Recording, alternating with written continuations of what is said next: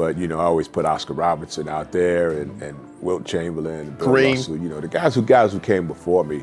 Kareem's in the list. He's on the second team. You know? But if I was starting a franchise, I would start with Kareem. And the Michael LeBron argument, I don't want to really try to settle that for anybody else, you know? I mean, I don't really think it should be settled until LeBron's career is over. You know, I mean, he's done all and everything that anybody has ever done in the history of the league, and so did Michael. And, you know, and Michael did it probably at, if this is fathomable, a higher level, you know, because, you know, he never lost in the finals, and he was finals MVP 6 out of 6 times. So the bar is pretty high, but LeBron is still playing. So, but Julius. So did I avoid that question? No, you did very well. But the point is, LeBron has now fallen to 3-5 in NBA Finals. So do you still give him a shot to catch and pass Michael, just in the big picture, just in total achievement? Well, what you guys are missing, and Shannon probably knows it better than anybody else, is the game is a team sport. So individuals don't win championships, teams win championships, you know, and you're only as good as the team can take you. You can only go as far as the team can take you. So 3-5 doesn't mean anything. I'm more impressed with 8 finals than I am with the record in the finals. I'm with you, Doc. If he was 0 for 8 in finals, that would still be an amazing achievement. That's like going to 8 Super Bowls. Dr. J, Julius Erving, always starts with criteria, not conclusions when talking about greatness.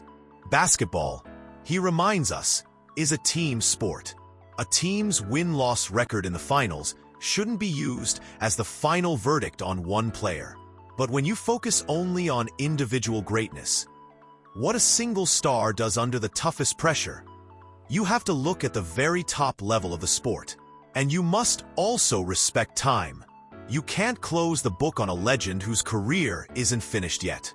Through those 3 lenses, team context, peak performance, and timeline, Dr. J's view is clear. Michael Jordan stands above all. Erving is fair. When asked how he'd build a franchise from scratch, he once said he'd start with Kareem Abdul-Jabbar. Because Kareem's size, skill, and longevity gave any team a stable foundation. When asked about Jordan versus LeBron, Dr. J avoids making a final call since LeBron is still playing. Longevity needs to play out.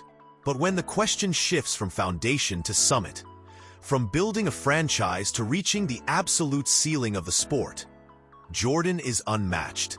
He never lost in the NBA Finals and was the best player every time, winning 6 championships and 6 Finals MVPs.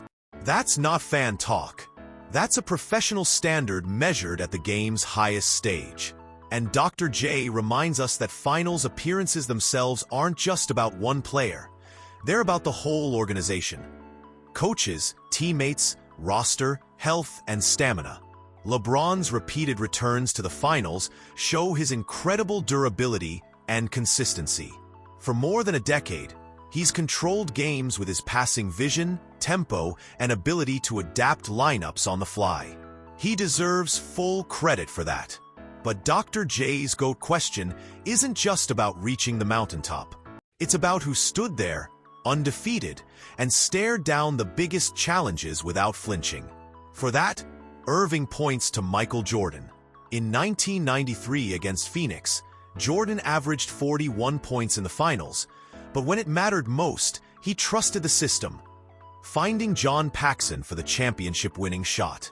In 1997, battling the flu in Utah, he dropped 38 points, including the go-ahead 3 in the final minute. In 1998, he stripped Karl Malone, calmly walked the ball down, crossed over, and hit the iconic game winner with 5.2 seconds left to seal a dynasty. These weren't myths. They were textbook case studies on how to win finals. Technically, Jordan was a master. From the triple threat position, he probed with jabs, fakes, and footwork that broke defenders. His fadeaway wasn't just a tough shot. It was geometry. Jab to shift balance, fake to tilt the defender, step back to open the lane, then shoot over an outstretched hand like it wasn't even there. In the triangle offense, he didn't force the game. The system delivered him to the perfect spots. After enough reps, defenders stopped guarding the play itself and started guarding the fear of the play. And then there's defense. Jordan wasn't just a scorer who tried on defense. He was a two-way force. 1 Defensive Player of the Year, 9 All-Defensive First Teams, and countless steals and blocks. But it wasn't just stats. It was anticipation, studying tendencies, and striking at the exact right moment. That steal on Karl Malone in 1998 wasn't luck. It was years of film, knowing Malone's habits, and perfect timing. Even when you pull Jordan out of the jersey and look at the numbers, the peak speaks for itself. The 1995-96 Bulls went 72-10 while ranking number 1 in both offense and defense. A fully optimized team with Jordan as the engine. His dominance wasn't just individual. It elevated the whole structure. LeBron, of course, has his own case. 10 finals appearances for titles, the all-time scoring record, unmatched versatility, and that legendary 2016 comeback capped by the block. His longevity and ability to adapt to different eras are incredible.